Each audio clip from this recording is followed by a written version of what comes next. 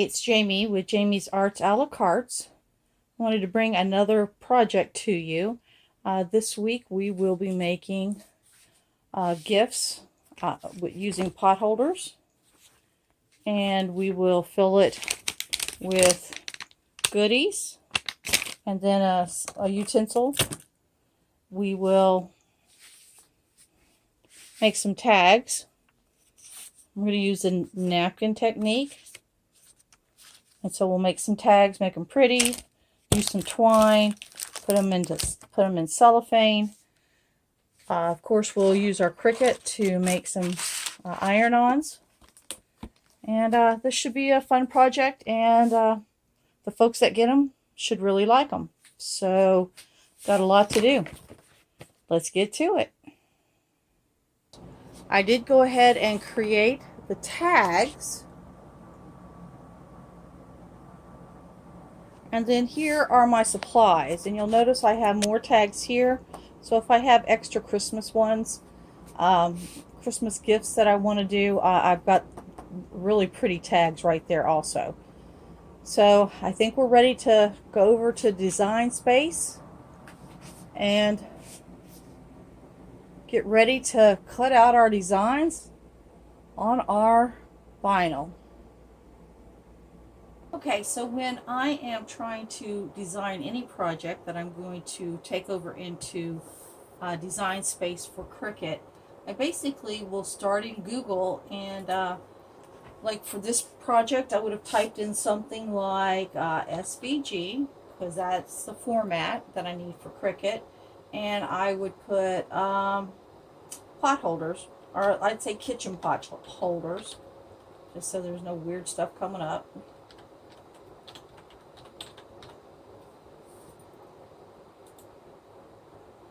And then I'm going to go to images, and I'm going to look, and there's lots of Pinterest, and then I'm going to look at the Etsy. I'm also going to look and see, back before I went here, I would see if anything here said, for free. You do want to be careful of the free things. You don't want to invite any kind of viruses into your computer. But back in images, I would go and I'd, go to Etsy and go to Etsy again. And that would take me into this particular person's online store. And I'd say, oh, I like it. Or I would go and I would go back and I would say, well, let me see what this one looks like. What is this person offering? And so then basically I'm going to pick and choose what SVGs I want to use. So when you find one you want to use, it's going to come in this kind of format. So this is like a raster file, and you are able to pull out your SVGs one by one. Sometimes they're in a whole file. You can download the whole thing. So I picked some kind of cute ones. I'll give you an example. Bacon, using the table there, the periodic table, which is kind of cute. So basically I have downloaded them, and then to take them into Design Space, what I want to do, I'm going to split my screen here so you can go into your projects. There's all my granddaughter's first onesies, back to all kinds of things that I've made. So what I've done is I've went ahead and started uploading. So this says potholder, so you can click on this. If I was starting fresh, I would start here with new project, but I've already started it. I'm going to come down here, since I have some on there already. I want to customize, which is right down here. I could just go straight in to make it, but I'm not really there yet, so I wanted to show you my thought process. So what I've got here are different things that I've already uploaded, and you can see this is one whole piece. I can split that out. I'm not going to right now. I can make it disappear like that, so I use the little eye over here. The eye again. I think I'm going to use that one today. So now when I want to put my a new SVG in there, I'm going to hit upload. And then I've got all these that I've already done. So you click on it, and then you go here to insert images. And boom, it's there. We will resize it. But let me figure out the things that I'm going to put on here today.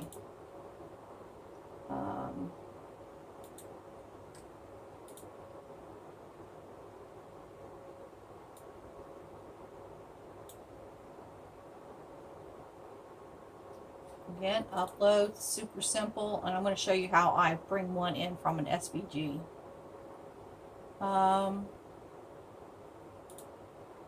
Insert image. Here is that one. That one will definitely have to be sized down, but that's okay. Jennifer Maker has a great tutorial on how to do that if you're not sure. Okay, so to upload an image, let's say I just downloaded that and I don't have these in here yet. Oh, look at that one. These are so cute. Anyway, upload an image. So I'm going to browse, and I have mine all in a folder, so you can have it on your desktop or in a folder. So mine's in Cricut Potholders.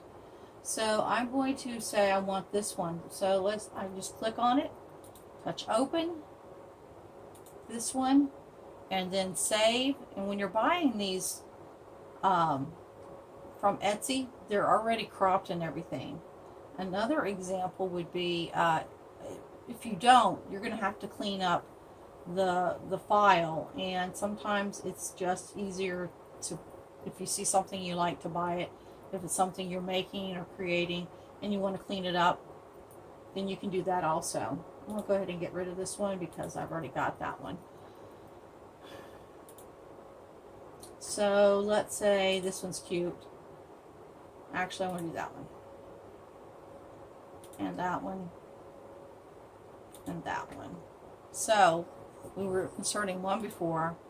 Now we can insert lots. You get a jumbled mess, but you also save a lot of time.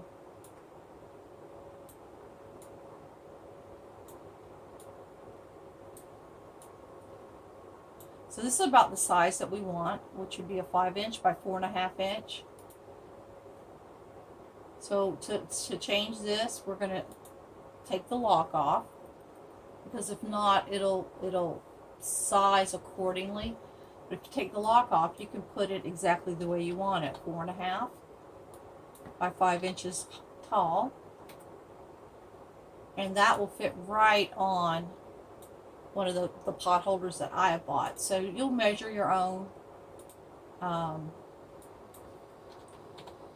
then kind of go from there. You know, what's the most comfortable. You want to leave a little bit of what they call white space, even if it's color, they call it white space around it. It's just more appealing to the eye in the design phase.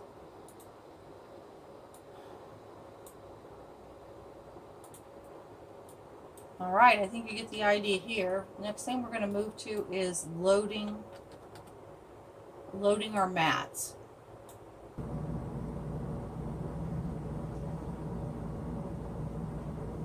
Okay, so we have everything loaded over, and we are now preparing to cut our mats. We needed a total of 5 mats. When you're using the iron-on vinyl, you want to be sure to mirror. Another thing you can do in here is, even though it does produce a little extra waste, I do like to spread my my little cuts, what I'm cutting, I like to spread them out. So basically it just gives them a little bit of gap, and so basically you just click on it and just drag it to where you want it. Hit the mirror. You only want 1 copy. And I've got 4 of the mats loaded. I was going to show you how I load my mats, which is right side facing the mat, so right side down. But the mirror is real important, so you just want to check and make sure when it says, so if it's not, it's that way, and you can read it. And you touch that, it'll make a mirror image of it so that when it cuts, you'll be cutting the right side. So you are able just to cut one map, but if you start at the top, it'll work its way through. Okay, I think we're ready to cut. So we're going to hit continue.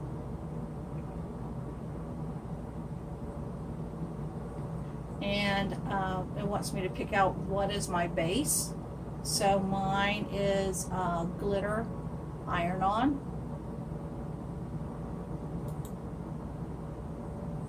And it does remind me to make sure my mirror is on, which it is. And I'm now flashing on my Cricut. Make sure all my edges are down good. No giant bubbles anywhere.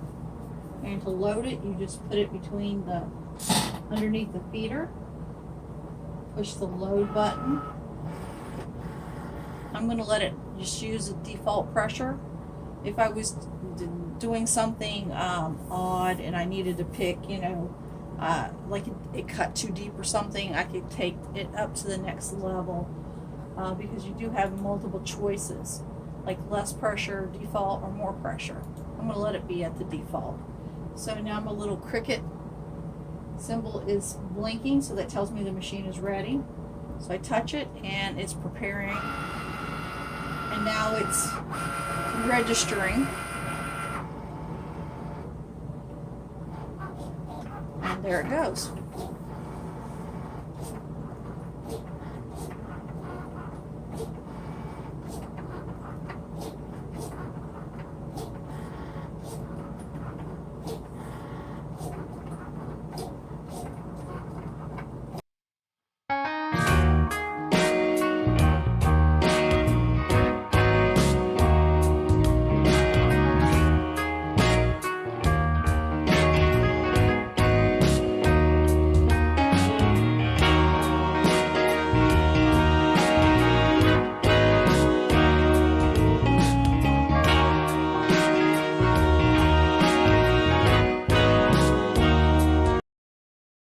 Tells you to unload the sheet, which we'll have to check this up in here, make sure that it's all fine. Looks like it cut well though.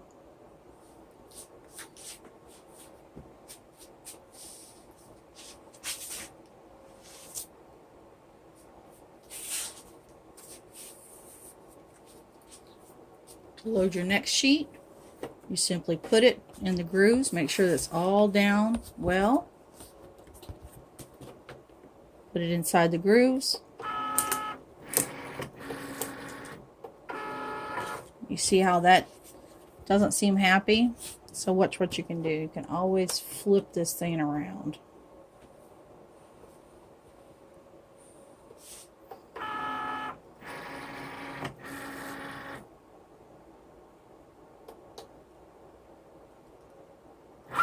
And off goes sheet number 2.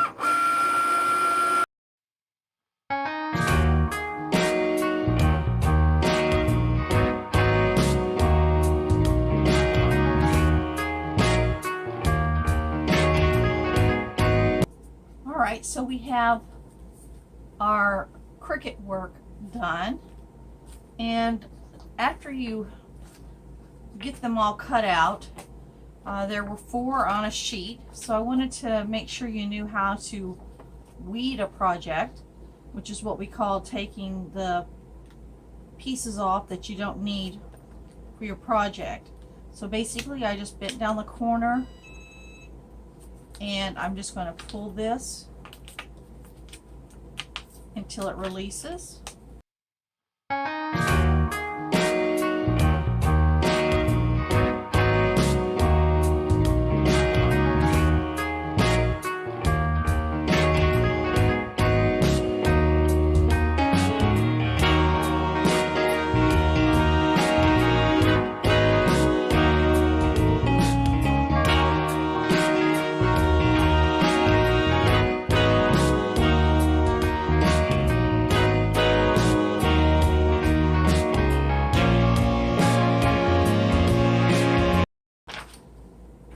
So that's what it looks like.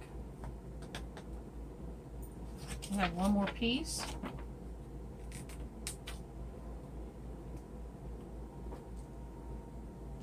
one side.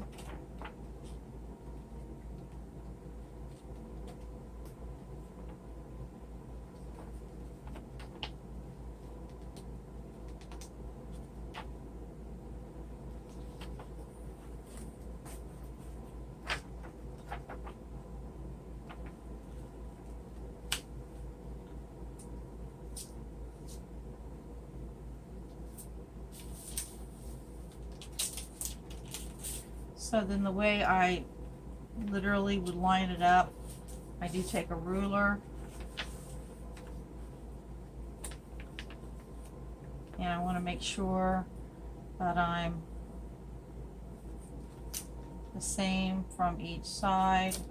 This needs to go this way just a smidge.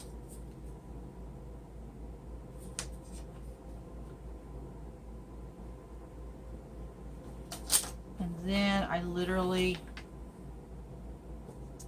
will take a triangle, and it's easy enough because I'm going to square my heating mat, and then take my ruler, place this, that way I know what I have is square. And then I can either go this way or that way with my triangle. And what I'm going to do is I'm going to use my grid lines.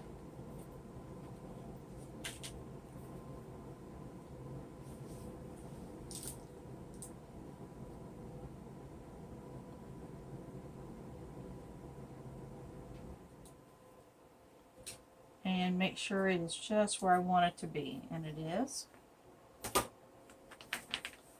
So then I'm going to turn it sideways because I'm saving all these little tags because they all are brand new. I looked up my time and temperature on the Cricut heat guide. I'll have that in the description below for you, which is 330 degrees for 30 seconds, which is what I have it set at.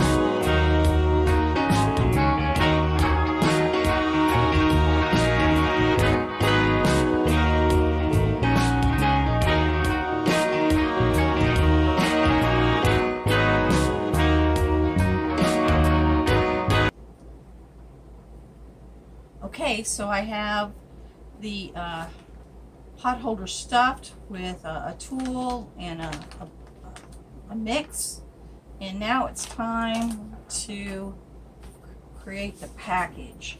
So basically what I have here is just a roll of cellophane,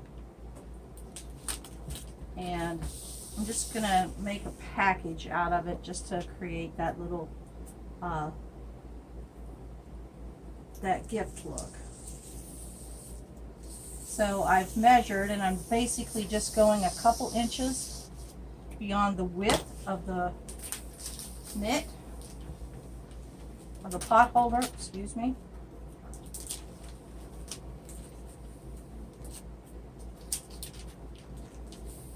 And I'm using the lines on my grid there to help me stay on track.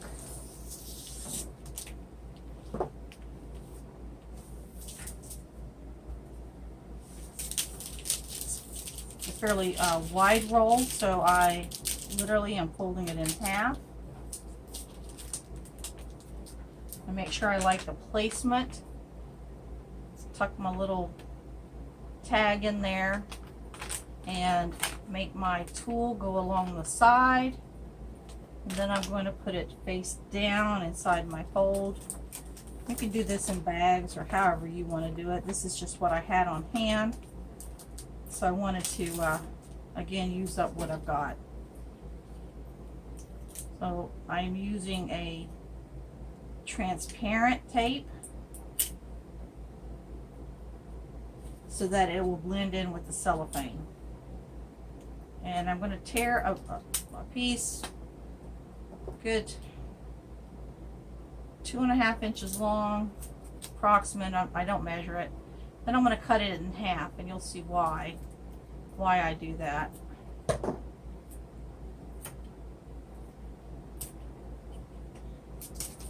I'm going to turn it where I have a side facing me. I'm going to make sure that the bottom is straight, top is straight,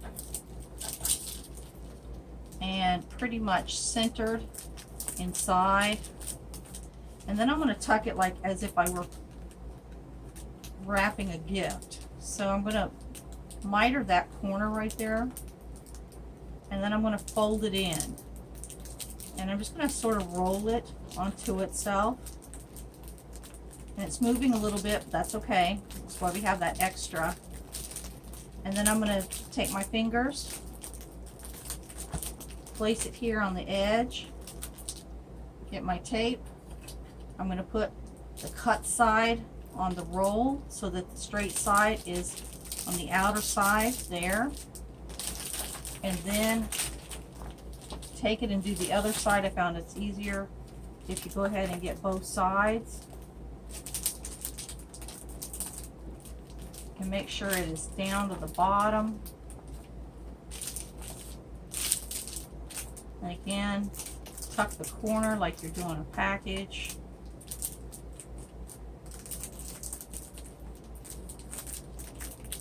And you're just going to roll it, roll it, roll it, and secure it on the back.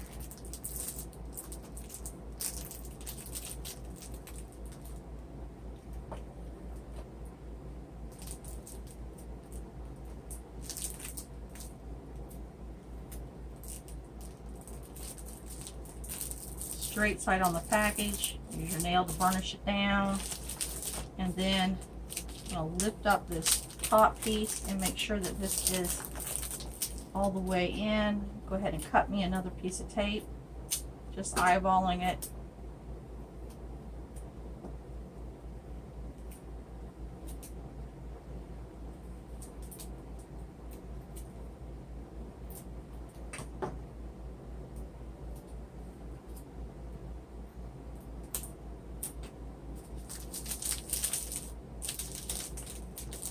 Again,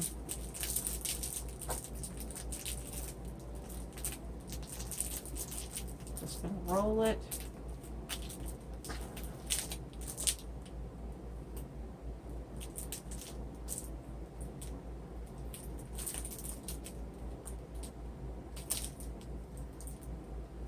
And that straight side to the outer side.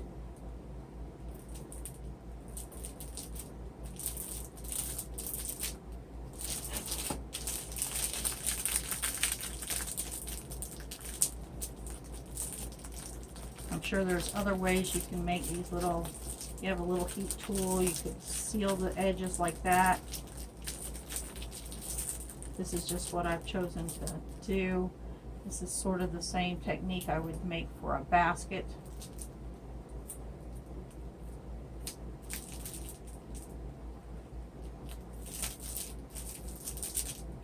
Because these will actually go in baskets that I create.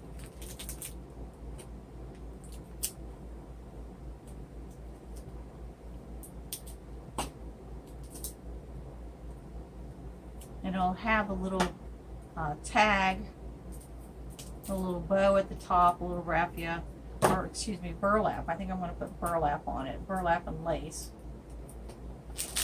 But basically just take the top, gather it, you'll trim that top.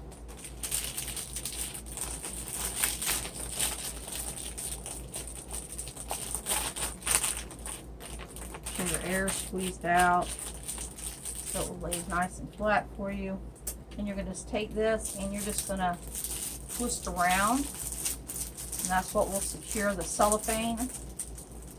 It'll be further secured with the tag and the bow, but for right now that works great. And then I just pull my tails out taut,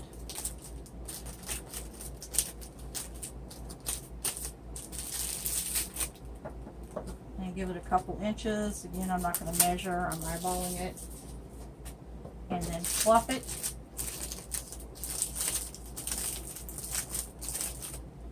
And there's a little package, and it'll look even better once we get the little frou-frou on top.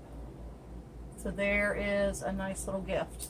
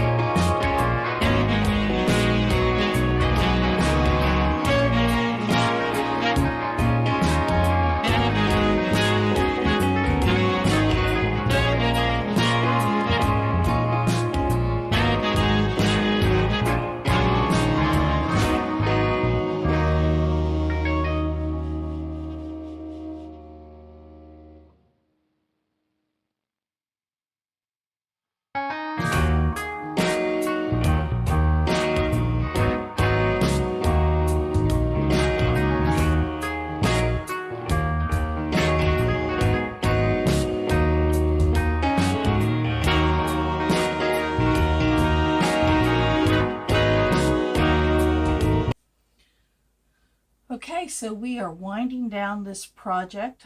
This was a fun one. I enjoyed creating these little gifts. I wanted to show you how I finished them up. So I saved two. And what I did with the tags, if you remember, I'd made the tags.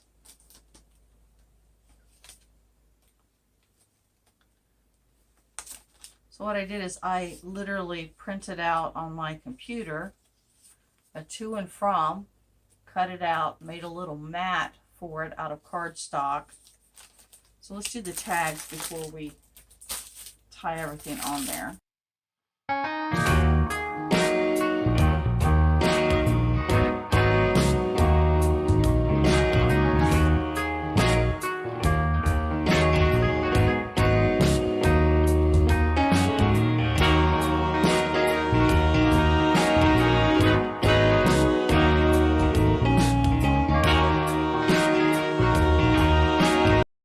filled up.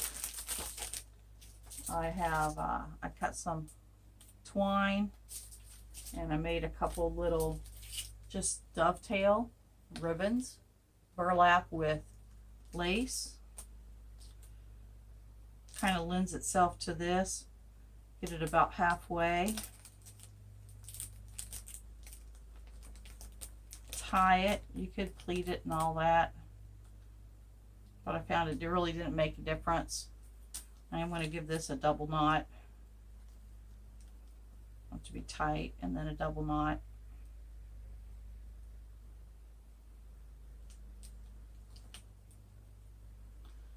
It'll look like that, and then basically just tie it on.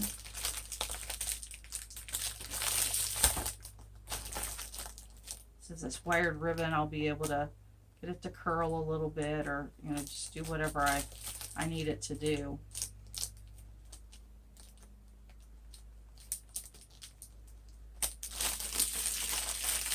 So there's your ribbon. Get it to bow out a little bit. Take a tag, and I just used twine that I had on hand. That one was a little thin, so I used a double just to give it a pretty little extra interest there. I just did a loop through, but then I am going to put just one simple little knot right here just to keep it in place. And then just tie it on.